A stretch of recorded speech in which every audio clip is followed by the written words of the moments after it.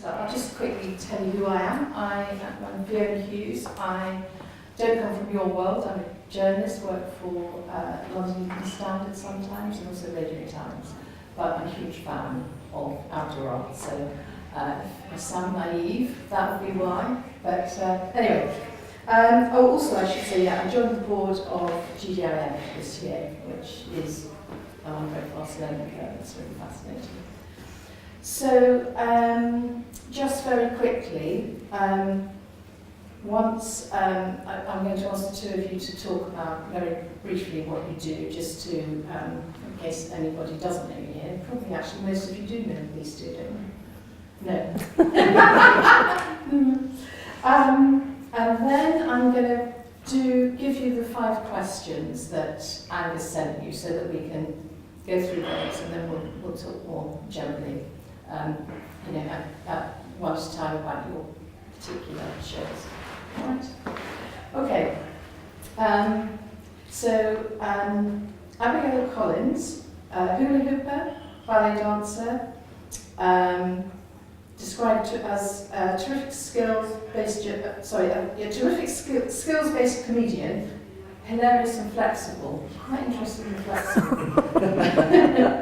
And Angie Dight is director of the extraordinary Mischief, La-bas, named one of Scotland's most exciting, creative and eccentric outdoor arts companies.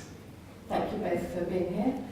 Would you just, Angie, start, tell me in your own words what Mischief, La-bas is and what its aims are, what it's trying to do? Yeah, so we call ourselves an interactive street theatre company. I know street theatre is sort of an outdated term now, so outdoor arts. And we make humorous, visual, interactive pieces that really are about... We're really interested in the conversations that you have with people, the connections that you make with people, making people laugh. That's always, making people laugh is always part of what we do. And I said, and using the audience, but making the performance with the audience, really, because I think that is the nature of outdoor arts, that the audience is as important as the performer. We're just armed with the character or the brief which we're talking about. So it's really, and our mission statement is to gently warp the underlay of the fabric of society. I saw that. Yeah, and I mean, really, we try to do that in all our work. And just playing with things, like changing, putting something surreal with something very sort of normal, and it's just that connection of the two things, which is that people recognise where you're coming from, or how the way you speak, or they recognise the characters that you are, and then, but the other thing is a bit absurd. And Scotland and Glasgow especially have great banter, and so we really play with the banter thing. But me personally, I'm really interested in more physical stuff and not always using language, because I really like European outdoor theatre and the idea of not using language and using physicality. You're pretty good at language already. We'll get on to more of that later. That sounds really good. But talking of physical, how would you, if a journalist just turned up from Mars, how would you explain what your job is? What's your comedy, cabaret, and circus performer? Well, how would you put it in your own words? There's quite a lot of link between us, actually. Like, as in, I'm small scale, but I use a lot of audience participation. It's kind of my stamp, what I'm known for, what people are terrified of. But I use a lot of. So if I do cabaret or theatre or street theatre or outdoor arts, whatever I'm doing usually involves, by the end of the show, quite a lot of the audience on stage. And I am very physical. A lot of my work is, I guess, informed by carnival theory. I mean, I wouldn't say I did actually do a master's in theatre arts, and I did it on carnival theory. And it's funny, isn't it? Because you leave behind the academic, and then you come into your practice. And like what I do is, what I do is a meringue, but I do quite a lot of political stuff. And in this climate, I increasingly do more political material. And for me, my work is about being physical, being verbal, and turning the world upside down. So I often end up with men underneath me doing the splits with my bum in their face. And it's not just for the crude sexual, innuendo for the gag. It's for, like, this is a woman standing, because whatever we think about glass ceilings being shattered, we all know the statistics on disparity of wages, and that still exists. We all know their #MeToo, we all know time's up. And so for me, it's more important than ever to put forward a strong woman and to literally turn the status quo upside down. So, that's a long tradition from the medieval period to now. So yeah, I guess I'm a feminist anarchist clown with a lot of cheap gags. I might still be unsure there, but anyway, it all sounds fantastic. We'll unpick a bit of that in a bit. Let's do these 5 questions so that hopefully we've got what we need for video. Angie, do you want to go first on this? So you've both seen these and had to think about them already, haven't you? So, and they've been described as quick fire, but you can either be very quick with a 1-word, 2-word answer, or, tell me more about why you've made these answers. So the first one, what's your earliest memory of seeing something outdoors? So I found this one hard, but I think the things that I remember is going to Billy Smart's Circus, which was on Blackheath, and but I don't remember any of the performance. I just remember the smell of sawdust and the outside of the tent, which is amazing. The Pope Mobile, I remember that, and there was loads of people, lining the streets. And I remember, there's another. Oh, I know, when we used to go on holiday in France, and it was all the farriers and the outdoor stuff that people used to have, and you were like, wow, this is amazing. Because we didn't have this here, or I didn't think we did, apart from Morris dancing. Which... Yeah. Well, that feeds into the next question. Who's been an inspiration in your work? Because I know it's European. Yeah, so French and European street theatre, that physical, visual, sort of absurdist, surreal work that I just love from the 80s, 90s. We were in Circus Art Chaos, which is a French circus, and for 2 years. And that type of work, that sort of really, a little bit dangerous. I mean, I know that's the whole cliche about Art Chaos, but there's some people now, I've forgotten their name, Spanish, somebody must know them, they're brilliant, the people with the suitcases, Kamchatka. Yes. So it's a sort of, there is this dangerous element, and they don't abide by rules, which I think British, we're a little bit, oh, you can't do that, you can't do that, and I think that the Europeans play with that a lot more. But also visually, I think they're amazing, and they don't use narrative and language in the same way that we do in Britain, and I love that, really. So yes, that's what inspires me. Okay, that's a full answer there. What's your proudest professional moment working in outdoor arts? I don't know, this is a funny question, because in a way, proud, I don't know if proud is the right word.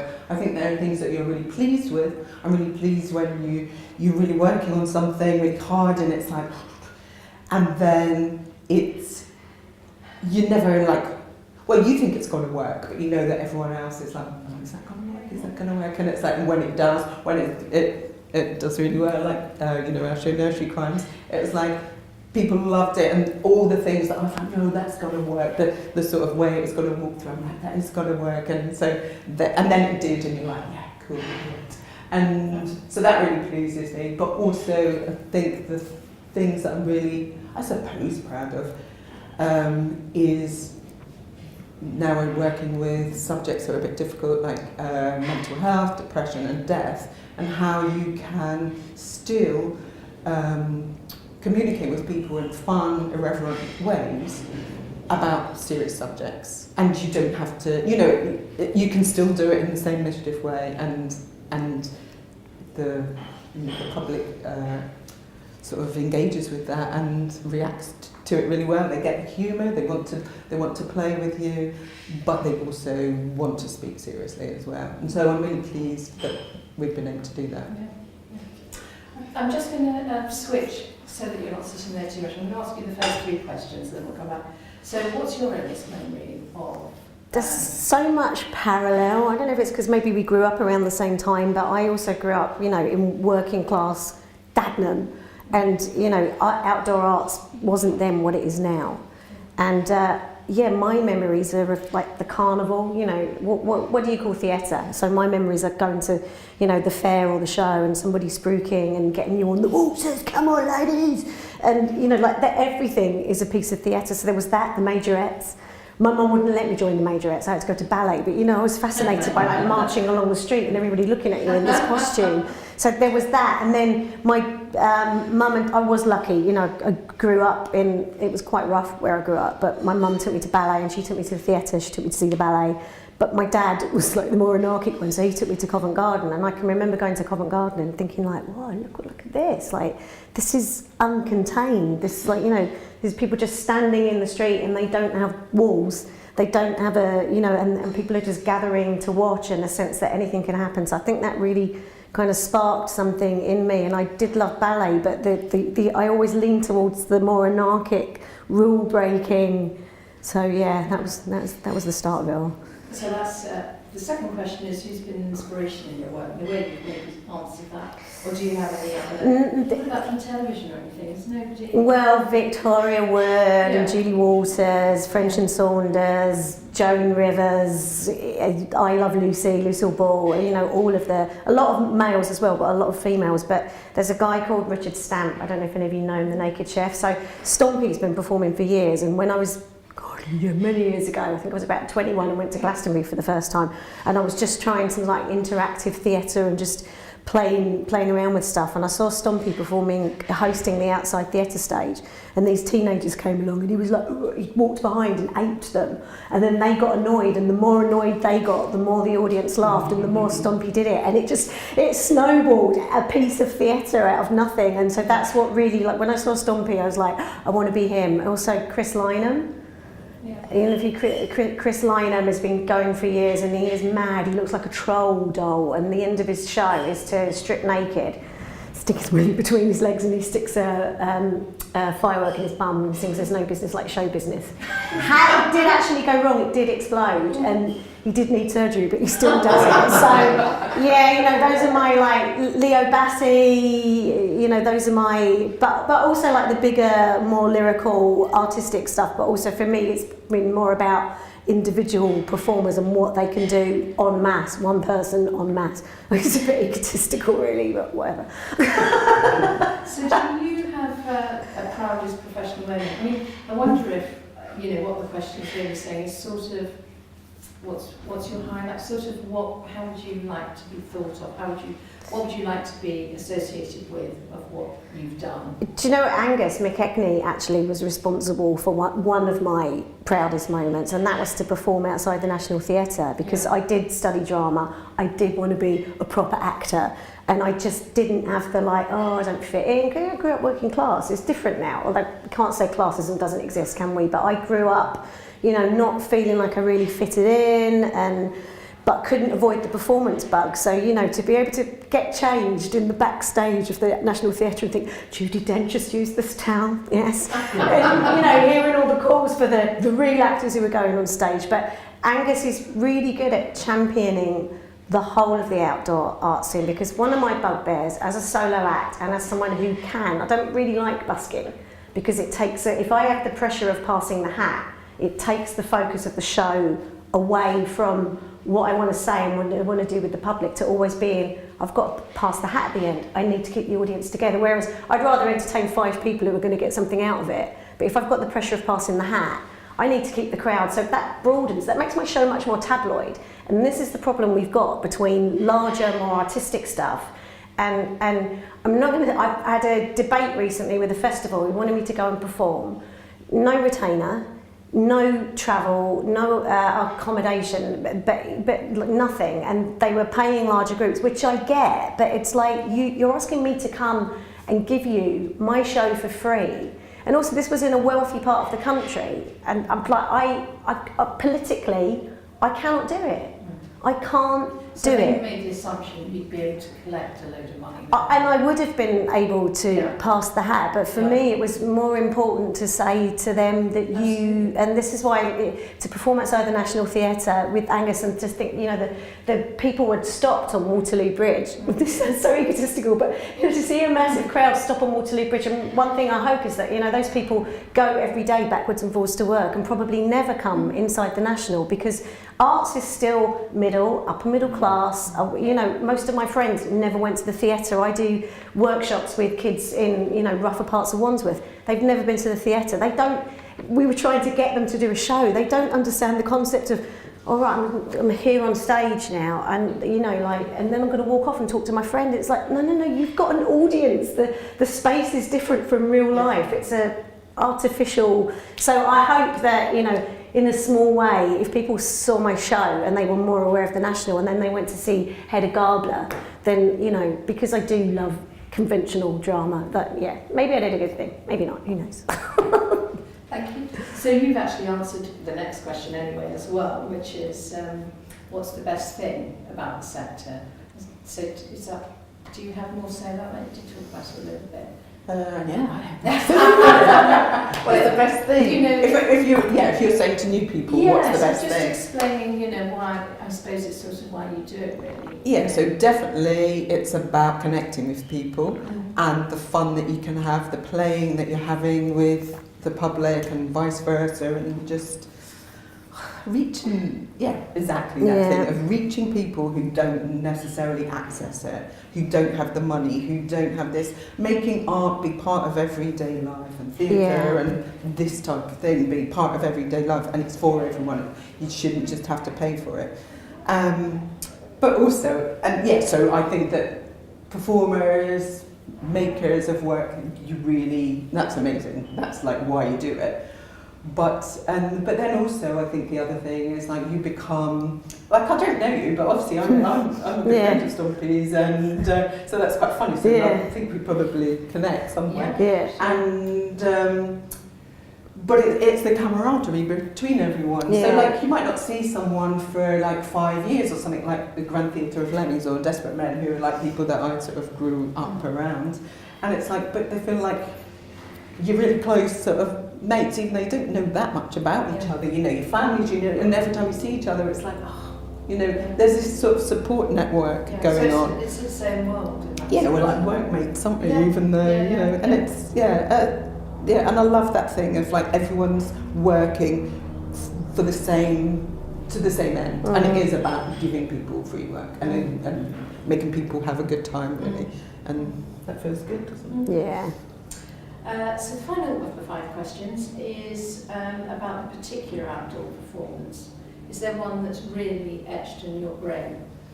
Well, this is a funny one, because the thing that I see, because I see pictures quite a lot, and this is like a company called Collective Organum, who are French, and I thought they were amazing. I loved that company.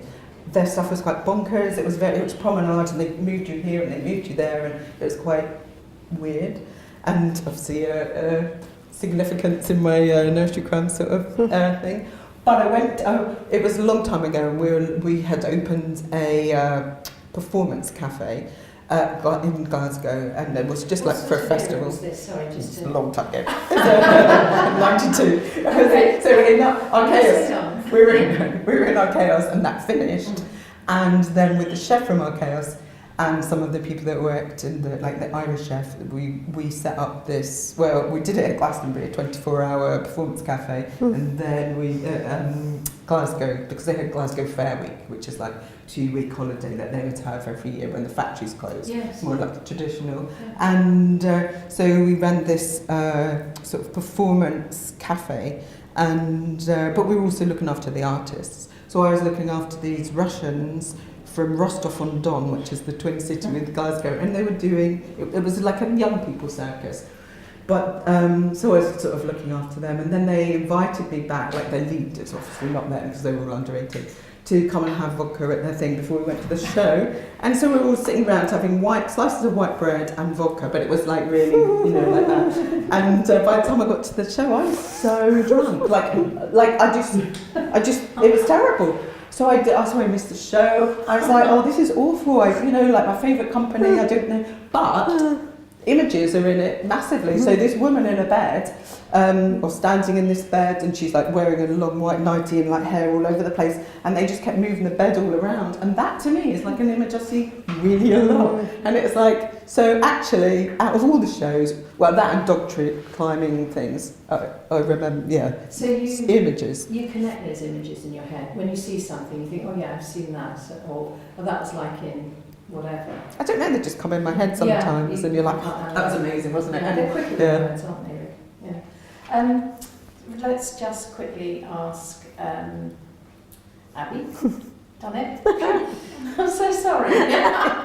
What are the odds? At least you're not both Angie or both Abby.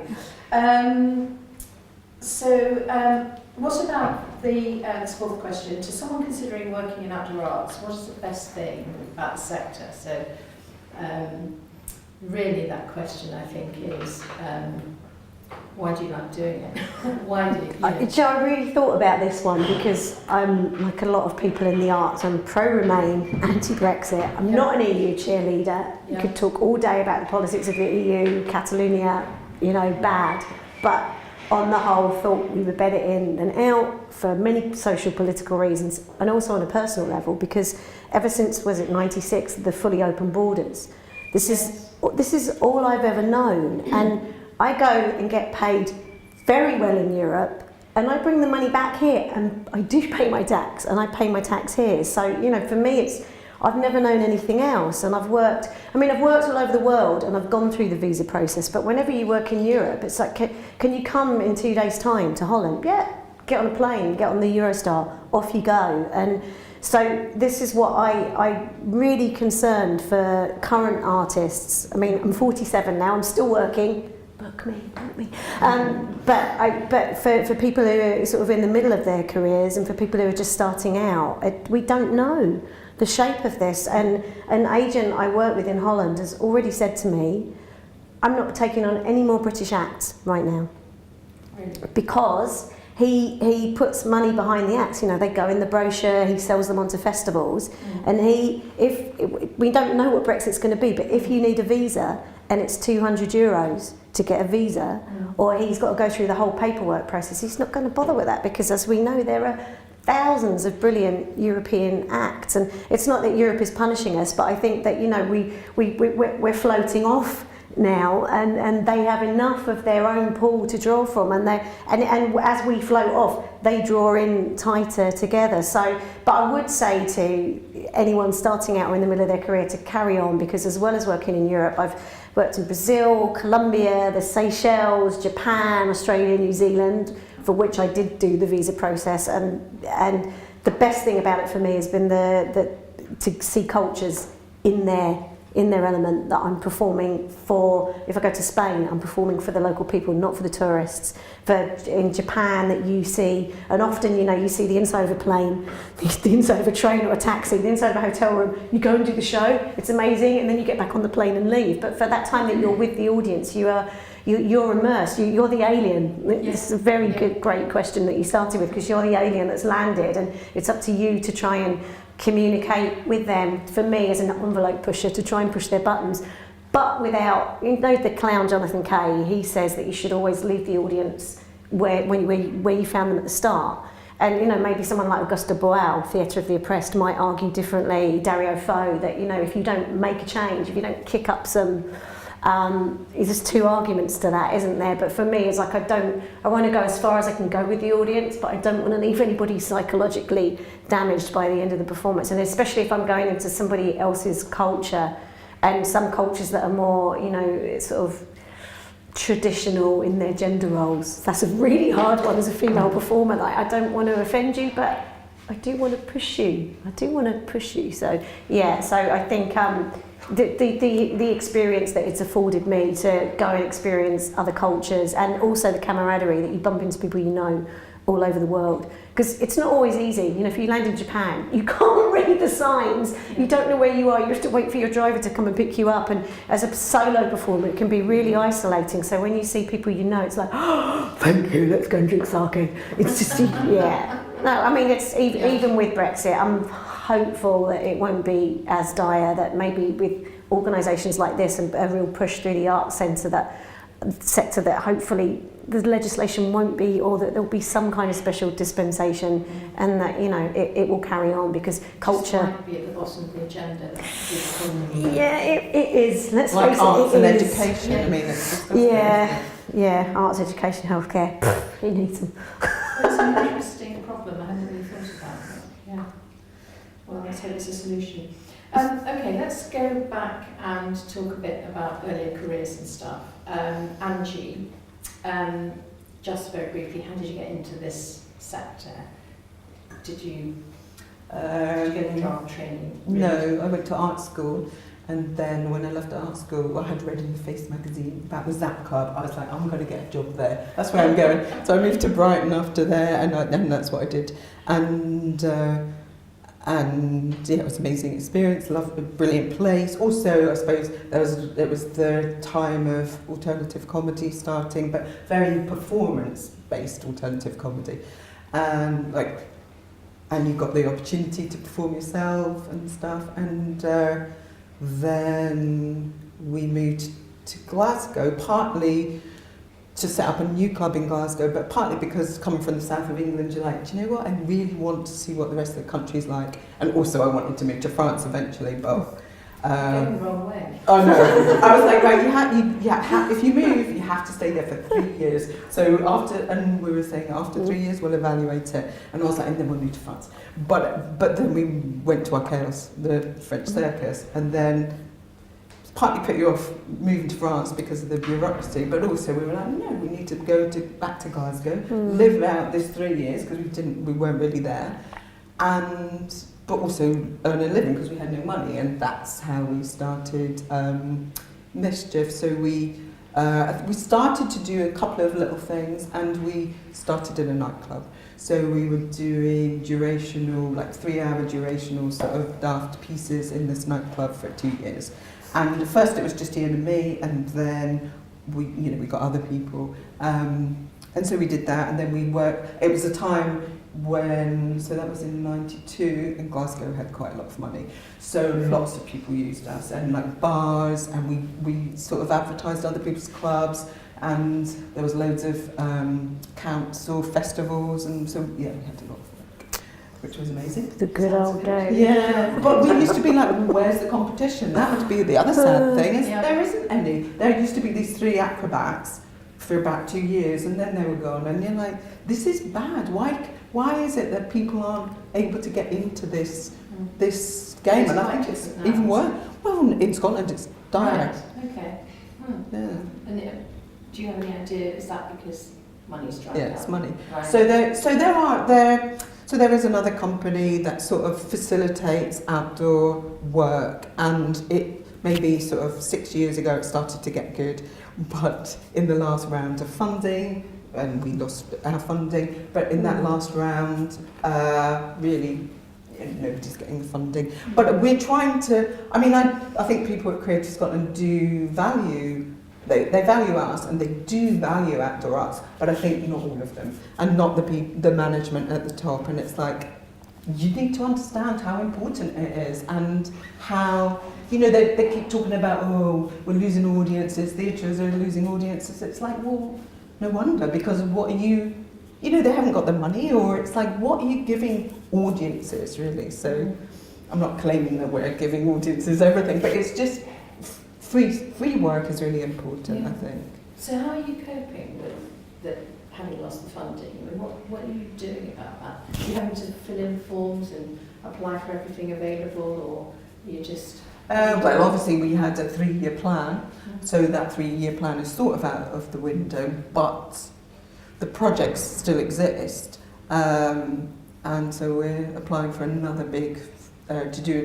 we've got a year's funding till the end of March, We're applying for to do a big death festival across Scotland next year, and applying for lots of little pockets of things. But to be fair to Create Scotland, they're trying to make a new fund that's a touring fund, and we're earmarked for that. It doesn't mean we'll get it, of course, but I'm sure we will. But yeah, so this is what's happening. So I'm pretty sure that we'll sort of be okay for the shorter term. But also we really want to look at our walkabout work and our sort of more commercial work and see. It's like we have two strands. We have the more art work and we have the more commercial. And it's like, why are they so separate? We need to join them together a bit more. And what's the actual? How do they look different? Quite interested in that. They don't look so different. Well, maybe because people are still buying some of our really old stuff, but we're trying to dump that and just do more interesting things. And maybe they're a bit guy-like as well, because there were things that Ian made, not things that I've made, and perhaps they're using British sort of cultural references, and yeah, I think they're a bit man theatre. So we're doing some woman theatre or some bit more everybody theatre, yeah, and maybe references that aren't so sort of old-fashioned. Let's talk about Ian then. We talked a little bit earlier, didn't we? Will you just talk about Festival of Ian Smith, Celebration of Death, and what that is, and let's take it from there. So I co-founded Mischief in 1992 with Ian, who was my husband, partner, and but in 2011 he got ill. He was like clinically depressed, and he committed suicide in 2014. And when he was like sectioned, he was really ill for like a couple of years, and so then I really wanted to do some work around mental health and mental health awareness and depression, but also I think it was his funeral really, because went to an amazing funeral place, and I was like, well, I don't know what you do, and and the woman, it was a woman as well, she's great. I've sent loads of people to her, like for work, for different things, like to get a free coffin, to do this, and she's so up for it. So she ran the funeral part? Yeah. And she was like, you can do anything you like, and it was like, oh, and it was like these two artist friends of me that had taken me there and stuff, and so it was just like, you can just do what you like. You can have any kind of funeral. So we had a coffin, and this artist Ronnie, he just like painted it all up, and it was amazing. The coffin was amazing, and people kept calling it afterwards. This whole we had so the coffin. So we had this coffin all painted out, and there's feet sticking out of the end. And there was like a cartoon face of him on the top, and we had just this big party. And because I think for me it was like, it's so important that Ian is remembered as Ian was before he was ill, not how he was now. And my kids, but just for everything he did, because he just had hated himself by then. And for my kids, it's like, come on, we need to remember Dad as he, before he was ill. And they're like, I can't remember that. Yeah. But then there's like a Facebook page, and people, post all the good things. And the funeral was amazing, and we had a big party at the Tron Theatre, and people did performances, and people dressed up in the Elvis Cleaning Company, and my daughter made a life-size, well, it wasn't life-size, because Ian always said, when I die, because he was into cannibalism, he did a show on cannibalism, so when I die I want to be eaten, and I was like, well, that's never going to happen. As a vegetarian person, as a vegetarian, it's just never going to happen. So my daughter, she made not life-size, because he was quite tall, but a big cake, massive cake of Ian, and so we ate the cake and stuff, and that got paraded round. But he was really mad on David Bowie, so we had a David Bowie tribute band. But there were loads of young kids there, or young people, 18, that sort of age, around that age, and everybody was dancing to the David Bowie tribute band, and everyone was doing this, and both my kids were doing singing up there and stuff, and it was just like, and I could just see all these young people, and I just thought, this is such a positive way of looking at death. And I really want those young people, because actually quite a few of my daughter's friends have had a parent die or something, rather die, all this, and it's like, I just want young people to see that actually you shouldn't be scared of it, you should be celebrating it and stuff, and just try and move death away from this sort of horrible sort of, we're not even going to talk about it, we're not going to do that. And a couple of those friends have now since celebrated more their person before. So then, in the anniversary of his death, then I set up a Festival of Ian Smith, which was sort of a tribute to him, but then we had a death cabaret, so I asked lots of performers who either were doing work on death or interested in making work on death to do this thing. And we had David Hoyle to compare. It was bonkers, it went on for 5 hours, and at the very end we took a coffin out and paraded it along Sauchiehall Street on Saturday night at midnight. And so that was the start of the Death Festival. So we did a month-long one in Edinburgh last year. So it was about using art and artists and performers to make work about death, to like try and make the conversation around death. But now I'm like, it's like it needs to not just be art and artists, because you need to move it out to other people, because otherwise you can make it a bit elitist. So I'm trying to look at like gardens and making it much more an outdoor thing, and I'm aware I'm really terrible. Sorry. Do you know Compagnie Cacouette from France? I know of them. You know they do L'Enterrement de Maman. They do a whole show around a funeral. They carry the casket, and it's all about trying to find a final resting place. They're sometimes a little bit dodgy, aren't they? They're very over the top. Yeah. Sometimes a little bit confrontational in a way that you're like, are you being fair to your audience? Because that's exactly what you're saying. Yeah. It's like, it's good to be like, rub up, but in a way that, we always try and do it so we're the idiots. So you're laughing at us, not laughing at the audience. Whereas I think, like they do, it's very Buffon, and they'll do the gag at any cost, and they don't really care. Yeah, I've had personal experience of that, touring them in France just after Marora Atoll. When the French were blowing up the South Pacific. Yeah. And so lots of producers cancelled the tour because they were like, we can't have this. And so some stayed in, and my partner of the time said to them, you have to be soft show for Australia, the very Anglo-Saxon soft show. So they get there, they do L'Enterrement de Maman, and Pascal, the leader of the group, gets his wife's boob out in front of and they don't do topless in Australia. So and that was basically the end of the tour. We lost a lot of money that year. Perhaps it's a good moment for you to talk about audience and your audience, because you interact with them. For a start, how do you choose people? I was thinking about the Femme Expose, which I've watched some of on YouTube, really funny and clearly very popular and successful. So you need to choose a couple of 4 men from the audience, I think, and then you lead them round. Well, I start off, I get one guy, I get one anchor, and so, there's a technique in street theatre, that anchoring, this is really important for buskers, that you really need to make contact. If you make really special contact with 5 people in the audience, everybody else who comes to watch feels like they want to be involved with that, and so if you get 5 anchors, you create like an invisible line of energy between those 5 people, and then other people want to get drawn towards it. And it's, even if you're not busking, it's a good way to solidify an audience, especially where there's a language barrier, or there's a big sound system going on behind, or a big group's been scheduled at the same time.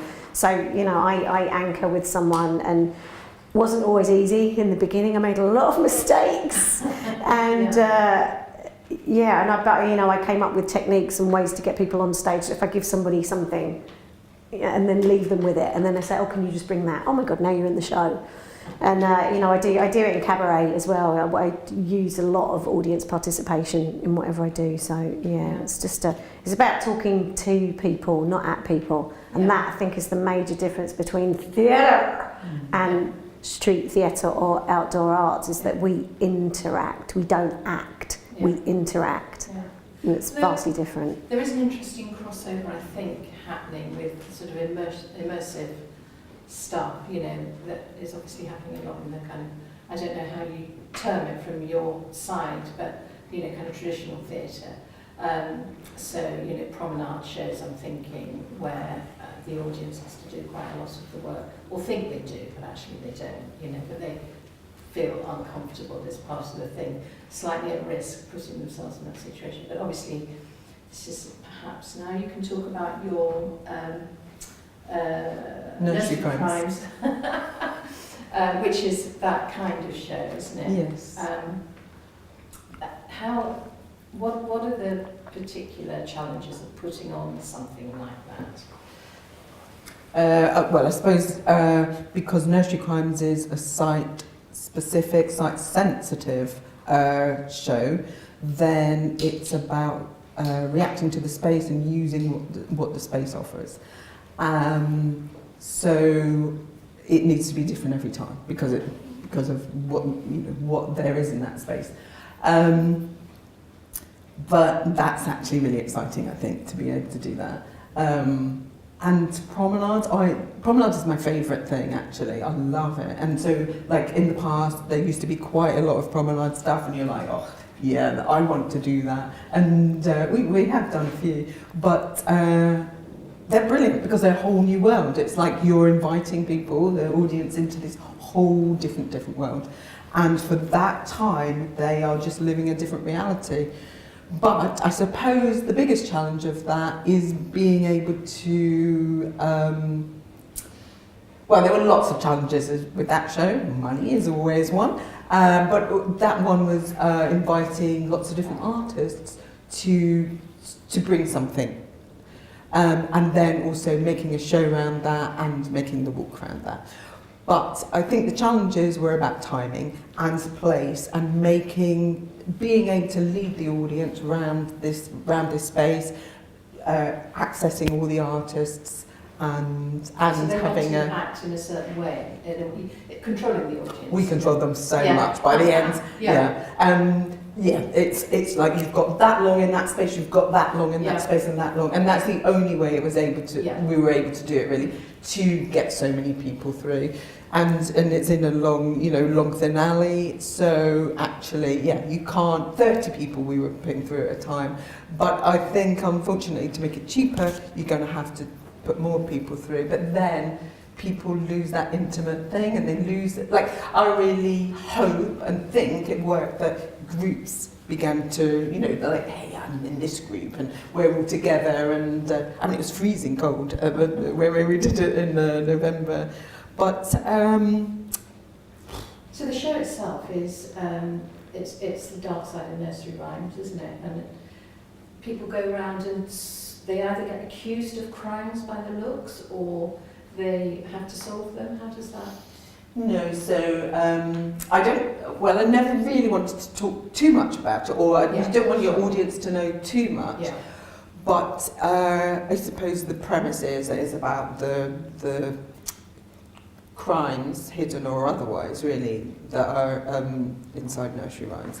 And a lot of those nursery rhymes, from historically, were telling people,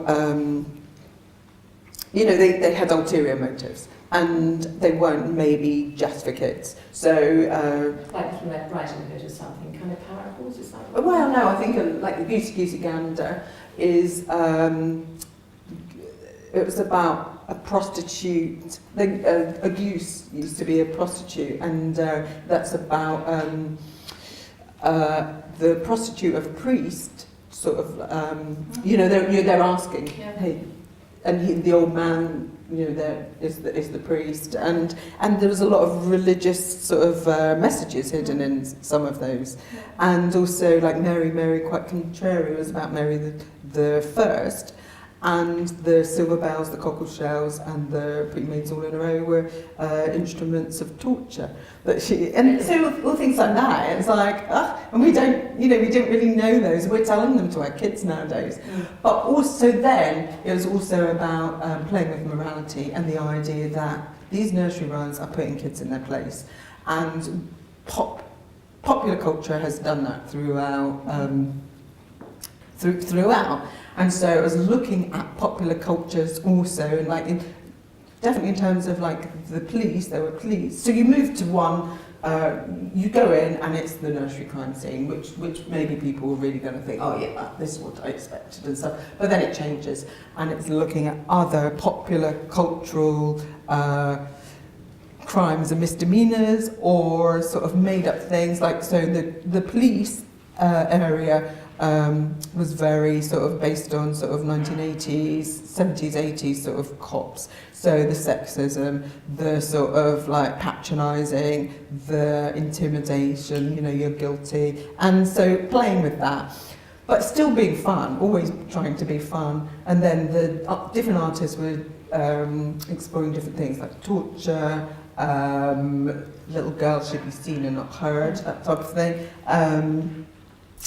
But at the very end, we had a sort of games place where the audience were asked to commit crimes. So by playing the game, but the, you know, the performers were like, hey, come on, you know, come and play this, and it was like you're inviting people to play this thing, but actually by playing the thing, you're committing the crime. So it's just I suppose also underneath it for me, it's like about guilt and innocence. So obviously all children are innocent. But then are we perpetuating these sort of authoritarian, dictatorial morality tales, you know? And do we even realise that we're doing that? And so I was just playing with that a bit. But I don't really want to be to the audience like, hey, like, you know, or waving your finger. It's fun. Yeah. And yeah. And they'll bring something too, won't they? Yeah. Obviously.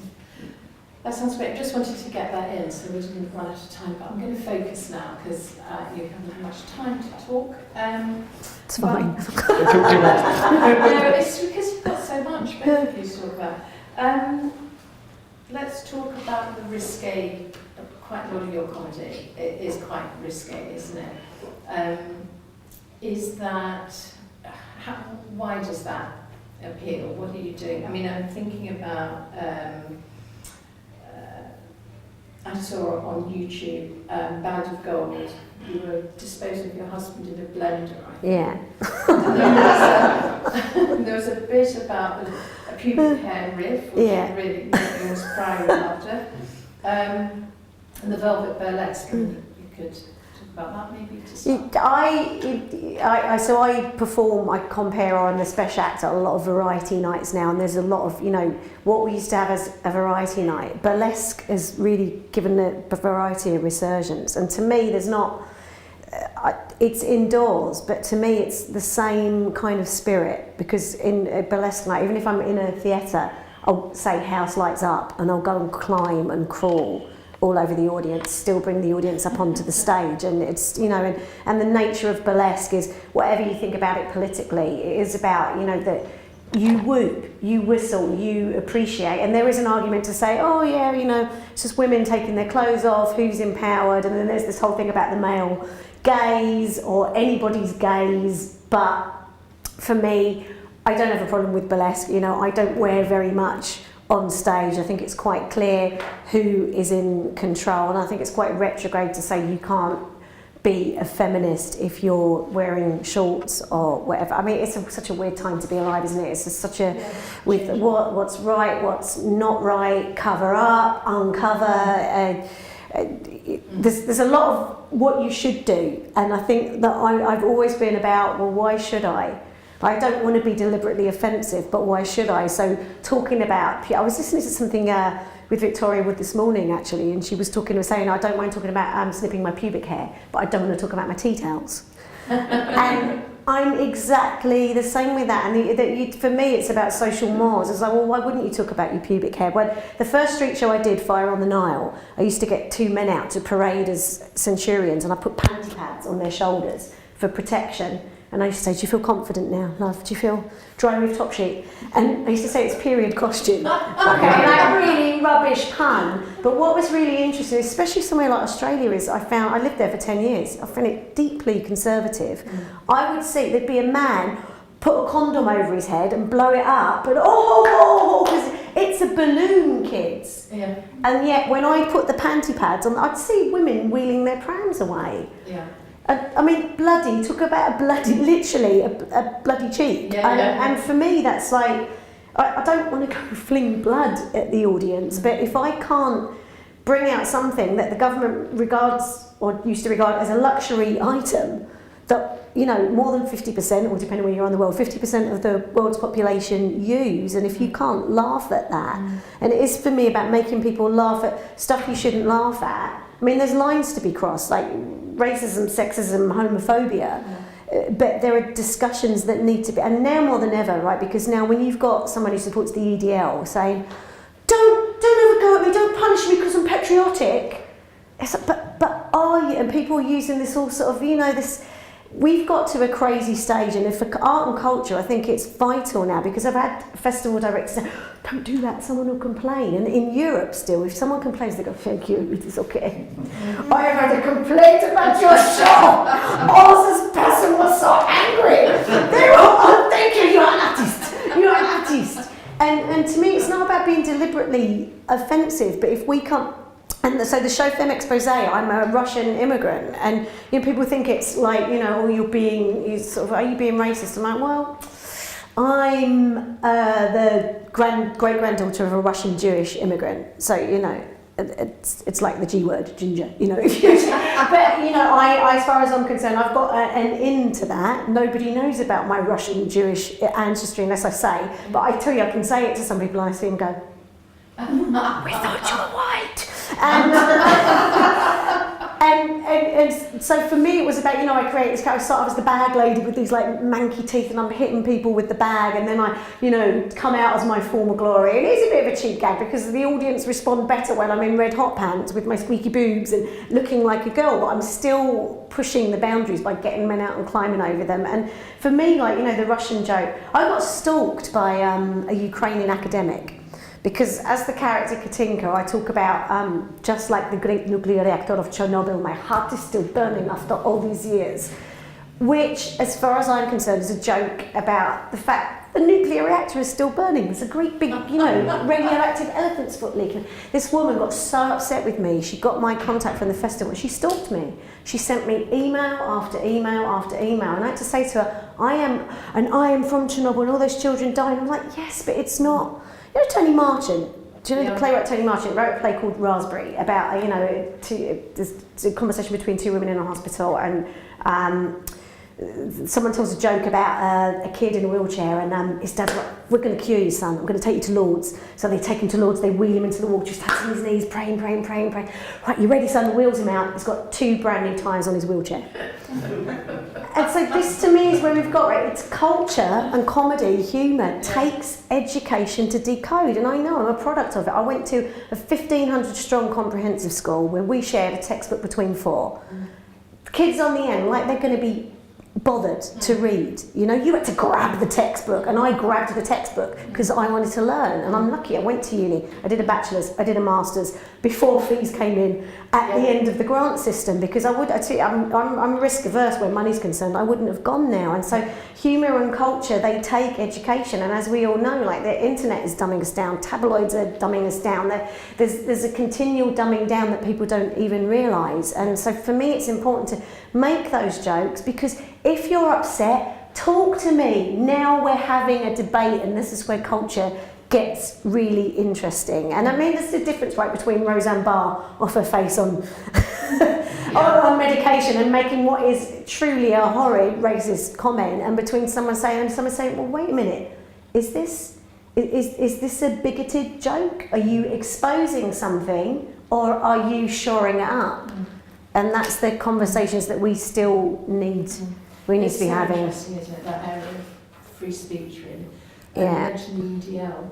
Do you ever come across those people, you know, those people, and have kind of think about to say that? And what sort of scenarios would that be? Just last week, I was in Newark. Yeah. I mean, if you know Newark, very popular with UKIP, very vote leave, and you know, very. I don't know about you guys, but when I go somewhere now and it's all white, I'm like, ooh, it's like it just feels weird when you go somewhere and it's a snowstorm and you're like, well, where's the diversity? Because especially when you live in London, you just go, yeah, of course we're all, like, you know, whatever gender, sexuality, what ability, disability, that we're all here in this massive melting pot. And I think London has always been like this since, you know, since the Romans. In the rest of the country. It is a shock when you leave and you discover that. Oh my God, so Newark, so I went with my bag lady show and I start and people are looking at me and I'm talking to a man in the audience, a Polish man who wants to assimilate so much that he's got an East Midlands accent. But he's still got a little bit of the Polish going on and he's like, I'm like, God, this is really... And sometimes I think maybe I'm projecting and imagining it, but he was really doing his best to assimilate, to be from Newark. Yeah. And so the second show, I just said to the big yellow bus, I don't know if you guys know this, it's brilliant. It's a big yellow school bus and they set up and they go in and it makes a real focal point and they do small street theatre events. It's brilliant.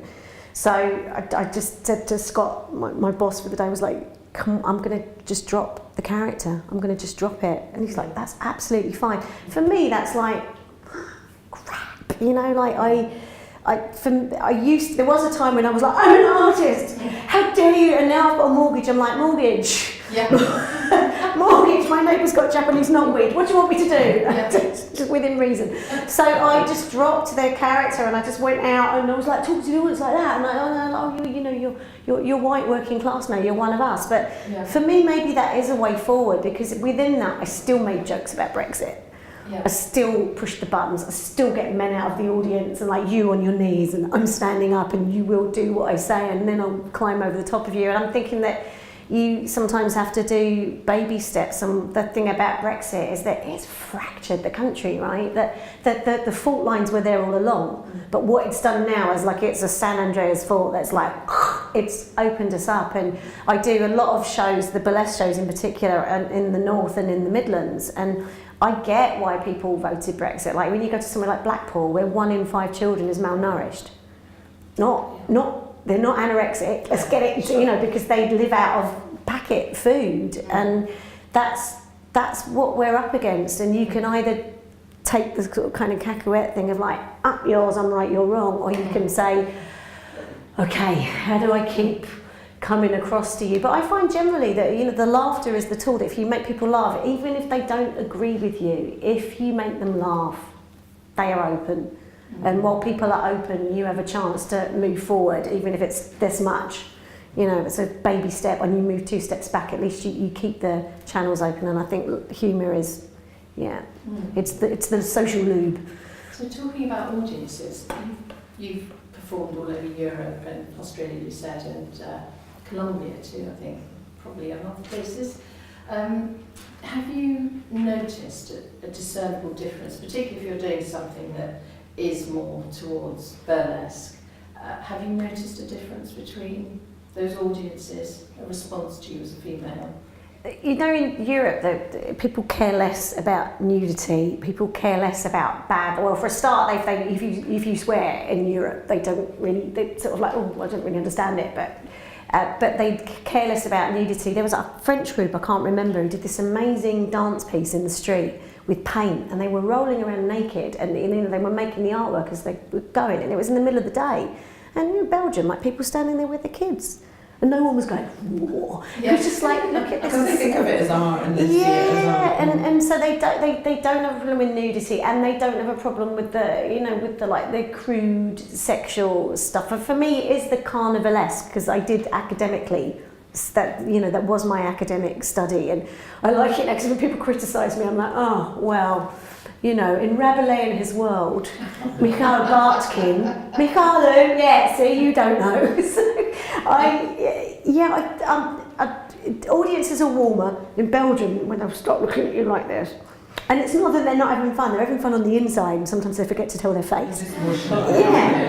And oh my God, in Brazil, like everyone will come up to you after parabéns, congratulations, parabéns, and they all want to kiss you. And I'm like, oh my God, this is the only affection I'm getting all year, go on, kiss me, lick me, it's fine.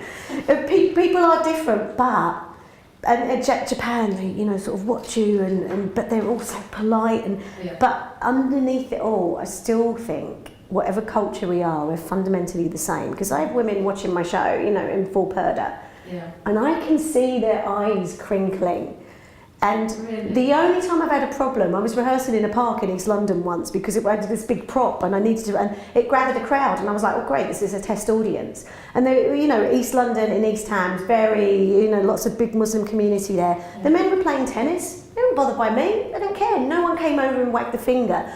Or people have all, you know, gathered, and these two ladies were there, and I could see them laughing. And then the two white male park keepers came over and went, you can't do this. So I'm standing there with these massive fake boobs. I mean, like they're like comedy, you know, with squeakers in the nipples. Because I was doing a pole dance. It was a show based on Madame Butterfly, where I did a pole dance and sang I Will Always Love You, and then gave birth to a baby on a bit of elastic from the top of the pole. I mean, not for everybody. Not for everybody. But, you know, the park keepers were the ones who you can't do this. And the women, you know, they were like, I could see them laughing, and I was thinking, they've not got, how dare you be their guardians? Yeah. And that's the thing about street theatre, the most democratic environment on earth, because if people don't like it, they can walk away. And that is now with, like, if you don't like what someone is saying, if it's not racist, sexist, homophobic, against disabled people, walk away.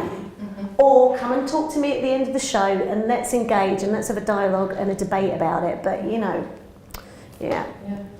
I can't believe that we're going to have to wind up very soon. But can I just ask both of you first, do you think there's a, I mean, I don't know if you're sort of a similar age, maybe not?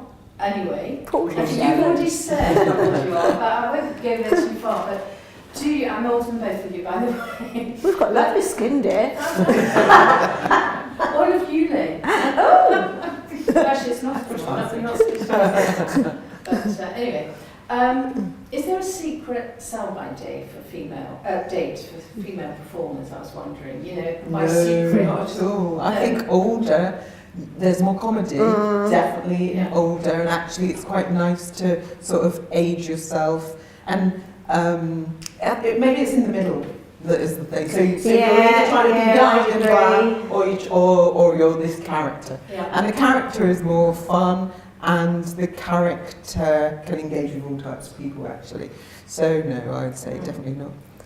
No, I mean, I do feel this, like with the cabaret world, street theatre, it doesn't, well, you know, it's not the physical for me, because I'm pretty fit. You are. And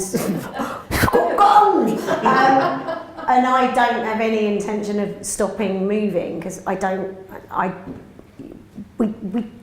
getting older is not a problem. My dad's got terminal cancer, so, you know, I think getting older is great. If you can get older, get old.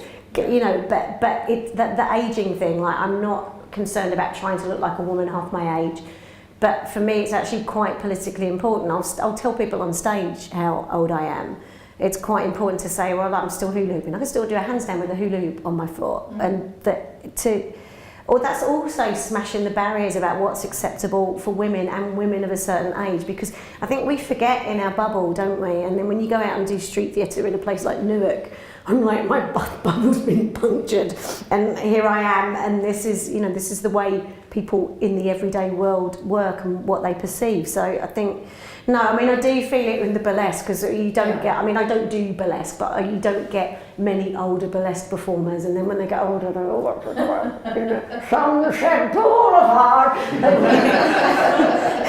You can see, you know, like they've invited their eyebrows to, you know, have a conversation with their bottom. They've had so much Botox, and which I don't like. If you want to have Botox, want to have surgery, absolutely fine. But I think it should be a choice, not a pressure. But I do feel it to a certain degree. But I kind of think, like, well, it's my job to smash that. And I agree with you. What you say, though, there's like this the middle age thing is like, it's. When you're older, you can be. Do you know Flowers? Do you watch Flowers? Yes. Right, yes. Wonderful, right? And Nana in Flowers. Yeah. So look at the people that you're performing to. Everyone's all different ages, so it's who you resonate with. And actually, older ladies are amazing to perform to. They love it. Yeah. They're much more engaging. They want to tell stories. They want to. And so, it's like, yes, we need to be, we're performing to everyone, across the ages, across everything, so we should reflect life. And ageism in general, one thing I do find though is people will say, how old are you? And they would never ask a man that. No. Right? We all, in all of our professional, like how old, like what difference does it make? Yeah. I'm not senile as far as I know, maybe a bit crazy sometimes, but not, you know, but my body works, my mind works. What do you care how old I am? So that's for me is like really important thing to smash is like my age doesn't matter. I don't like to say my age, but I'm beginning to be like, do you know what you have to do? I'm going to do the grey thing. I'm like, because it's like actually we should all be telling our age, so that you can say like, yeah, we're not like all 23, which is what everyone's, you know, like, yeah, we're 23 and then suddenly we're 80, and it's like, oh yeah, I just didn't tell you. But so I'm like, yeah, come on. Grow up and it's Love Island. It's not going to get any better until Love Island finishes. I didn't watch it, I never tell you, but you know, it's that whole, isn't it? Do you think any of them have been honest about their age? I doubt it very much. 19 or something though, aren't But they? they probably not, you know, even though they say that. But no, it's interesting. I mean, in my world of journalism, you know, it's one of the kind of fundamental rules. You always put down someone's age. And it's interesting for me being over 50, and 50 is the kind of tipping point for you being employable in journalism, really. I mean, people just start this way, but women in particular. And, you know, so now I hate, you know, if I'm interviewing you and you don't want to tell me your age, my editor's going to go and get me to scrabble around. That will be a job, a half-day job, trying to find out roughly how old you are. And what's the relevance? Yes, what is the Although, relevance? to be fair, when I saw that Kylie Minogue was 50, I was like, wow, that's amazing. I was like, I can't believe that Kylie Minogue is 50. And you're like, okay, I'm going to start saying, because I'm older than her. You're not. Are you? Anyway, maybe it's time we sort of should finish. Does anyone have any questions? Really absolutely fantastic session, so thanks to Angie and Abby. Does anyone have any questions before we I have a question. First of all, I just want to say thank you because that was so interesting and so inspiring. My question was about diversity. It was interesting when you were talking about working class and class as an issue. And I feel there's an irony in the arts world because there's all these great intentions about diversity and programming festivals that are diverse and employing diverse artists. But you go to some events and it's just not really there. And I don't know whether it'd be interesting to know from your point of view as practitioners, is there something about careers in the arts that's excluding groups or what's going on in It's trying not to be, but I think it has up till now. But I think it's maybe to do with education and what people have grown up with. So we're based in Scotland, so there's not. So different people coming is very different for us. Yeah. But there's now in Glasgow, there's loads of people from everywhere. Glasgow's pretty. It is now, but like when I first moved there, it's not at all. And so diversity is really big on the agenda for everyone, but actually it's quite hard to find people. But the reason why it's quite hard to find people is because they've never had the opportunities to train, to do that, to be there, you know, to engage. But it's changing, so it's just a really slow process, I think. And I'm sure down in London it's way better. It depending where you go. But I did a festival in Dagenham and I've not been back there for years, and we're still finding the same kind of like Barking and Dagenham have got a really good arts and culture team now, and they've the Broadway Theatre, you know, and they've got the theatre school and all sorts of stuff. But they're still kind of fighting that battle, and it's the eternal dilemma between popular and populist, right? What is popular? And what popular is liked by the people, wanted by the people. Populist is for the people, potentially by the people. And then there's that whole debate you open up then is like, well, who gets to set the agenda, who gets to say what's right? But I can't help feeling with things like the X Factor and Britain's Got Talent that it's not going to get that much better, because that is, you know, that's for everyone. That's for everyone, and arts and culture is, you know, not for. I mean, I attended the Royal Ballet very briefly when I was 10. No, and I hated it. I mean, it's changed now, you know, the whole Darcy Bushell phenomenon, because she didn't train at White Lodge and she came in out of the company, and the whole thing's changed now and there's more diversity and everything. But when I was there, I was this little working class kid from Dagenham, and it was the Arts Council were made to audition around working class schools. And I got through, and oh my God, they made me feel awful. So we were standing there, all the little girls on day one, and they went along and measured everybody for the regulation leotard and ballet shoes. They got to me and they went, "You're all right." And I was the only kid in the class without the official. And we didn't have loads of money, but we weren't poor. My parents could have afforded the leotard and the ballet shoes. So that's why I do this Swan Lake on traffic cones. A lot of my work is revenge work. And that was my but I did get to perform at the Royal Opera House. I got to do that piece in the foyer. There was like a sort of open day, and so but.